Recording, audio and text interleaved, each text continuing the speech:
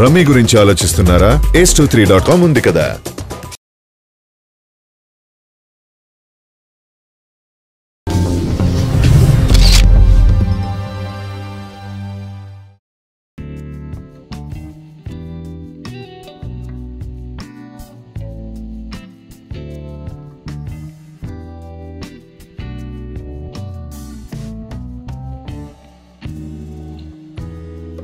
అల్లు అర్జున్ హీరోగా నటించిన Duvvada Jagannatham movie release కు ముందే కాంట్రవర్సీలో చిక్కుకుంది.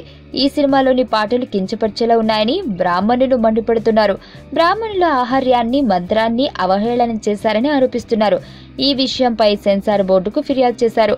సాహితీ రాసిన అస్మైక యోగా తస్మిక భోగ అనే పాటలో నమ్మకం చెమ్మకం అంటూ ప్రణయ గీతానికి రుద్ర స్తోత్రాన్ని ఆపాదించటం క్షమించరాని నేరమంటున్నారు. డబ్బు కోసం పాటల్లో హీనమైన పదాలు వాడారని బ్రాహ్మణులు అభ్యంతరం వ్యక్తం చేశారు.